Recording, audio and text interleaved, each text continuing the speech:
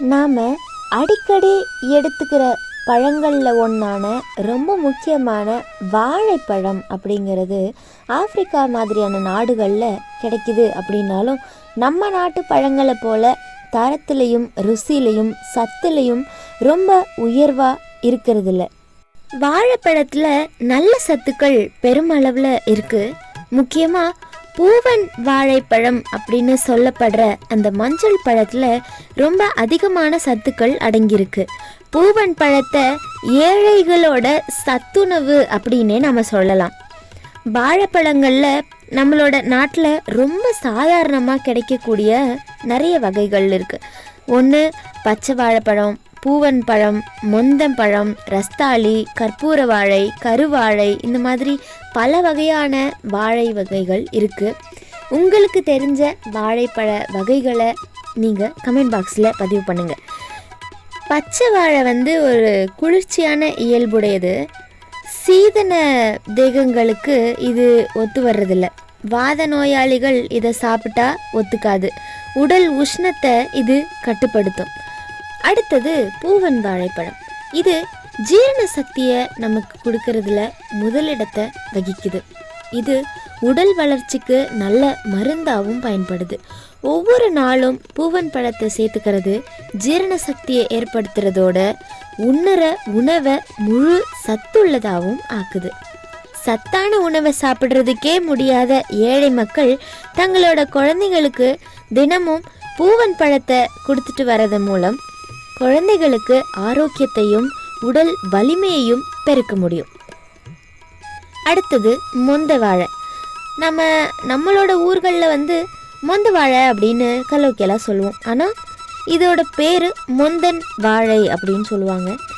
சாதாரணமாக சமையலுக்கு பயன்படுத்துகிற வாழைக்காயை பழுக்க வச்ச பிறகு அதை மொந்தப்பழம் அப்படின்னு சொல்கிறாங்க.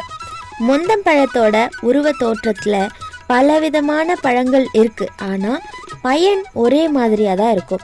மொந்த வாழைப்பழம் காமால நோயை குணப்படுத்துகிற இயல்புடையது. உடல் உஷ்ணத்தை சரிப்படுத்தும். அடுத்தது ரஸ்தாளி வாழை. இந்த ரஸ்தாளி வாழைப்பழம் ரொம்ப ருசி மிகுந்ததாகவும் சத்து நிறைஞ்சதாகவும் இருக்குது. பொதுவாக வாழைப்பழங்களில் எந்த வகை பழத்தை சாப்பிட்டாலும் அதோட பயனும் குணமும் ஒன்றா தான் இருக்கும். இதய நோயையும் உடல் ஆரோக்கியத்தையும் கொடுக்க வல்லது நேந்திரம் பழங்கள். அடுத்தது செவ்வாழை. செவ்வாழைப்பழம் நரம்பு தளர்ச்சிக்கு நல்ல மருந்தாகவும் இருக்குது. ஆனால் செவ்வாழைப்பழத்தை தொடர்ந்து 40 நாட்களாவது சாப்பிடணும். செவ்வாழைப்பழத்துக்கு நல்ல மருத்துவ குணம் இருக்குது. ரொம்ப நாளாக நோய்வாய்ப்பட்டிருக்கிறவங்க உடல் மெலிஞ்சு போய் ரொம்பவும் பலவீனமாக இருப்பாங்க. இவங்க தொடர்ந்து செவ்வாழைப்பழத்தை சாப்பிட்டுட்டு வந்தால் நல்ல பலத்தையும் பொலிவையும் பெறலாம். உடலில் நோய் எதிர்ப்பு சக்தி குறைவாக இருக்குது அப்படின்னா செவ்வாழையை சாப்பிடணும். நோய் கிருமிகளை எதிர்த்து அழிக்கிற ஆற்றல் வாழை இனங்களில் செவ்வாழைக்கு தான் இருக்குது. வைட்டமின் ஏ சத்து செவ்வாழையில் அபரிமிதமாக இருக்குது. இதனால் கண்கள் தொடர்பான குறைபாடுகளையும் இந்த பழம் அகற்றிடுது. பல்லு, எலும்பு மாதிரியான உறுப்புகளை வலிமைப்படுத்தி ஆரோக்கிய நிலையில் வச்சிருக்கிற ஆற்றலும் இந்த செவ்வாழைக்கு உண்டு. பொதுவாக எல்லா வகையான வாழைப்பழங்களுக்கும் சருமத்தை காக்கிற சக்தி இருக்குது. அன்றாடம் வாழைப்பழம் நாம் சாப்பிட்டுட்டு வரும்போது உடல் நல்ல மெருகேறி பளபளப்போட காணப்படும். மலச்சிக்கலை நிரந்தரமாக அகற்றுறதுல இந்த வாழைப்பழங்களுக்கு நிகராக வேறு எதையுமே சொல்ல முடியாது. தினம் ஒரே ஒரு வாழைப்பழத்தை மட்டும் சேர்த்துக்கிட்டா கூட மலச்சிக்கல் நிரந்தரமாக அகன்றுடும். குழந்தைங்களோட கண் சூட்டுக்கு வேற மருந்துகள் எதுவும் தேவையில்லை. வாழைப்பழமே போதுமானது.